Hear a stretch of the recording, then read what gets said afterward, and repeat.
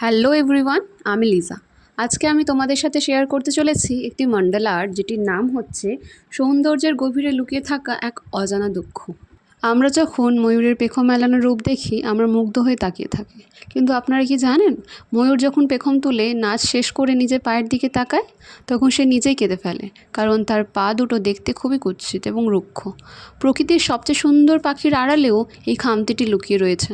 ঠিক তেমনি আমরা যাদের জীবনকে নিখুঁত ভাবছি, তাদের জীবনেও এমন কিছু কষ্টের দিক আছে যা তারা দুনিয়াকে দেখাতে চায় না।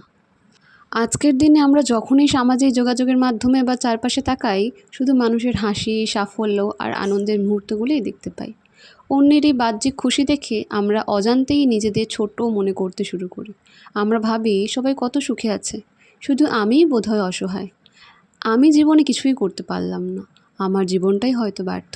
এইভাবে অন্যের সাজানো ড্রয়িং রুমের সাথে নিজের ভেতরে ভাঙাচোরা ঘরের তুলনা করে আমরা নিজেদের আসল মূল্যটাই ভুলে যাই। কিন্তু আমরা একটা বড় সত্য ভুলে যাই, সব চকচকে জিনিসই সোনা নয়।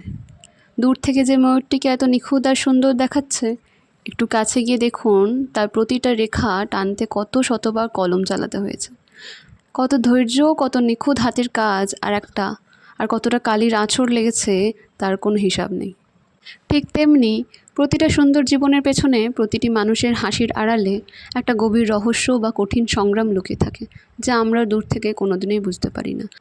তাই নিজেকে ভালোবাসুন, আপনি অনন্য এবং আপনার জীবনের লড়াইটাও একান্তই আপনার। তোমাদের যদি ভিডিওটি ভালো লেগে থাকে তবে লাইক, কমেন্ট, শেয়ার করে আমায় সাপোর্ট করো। ধন্যবাদ।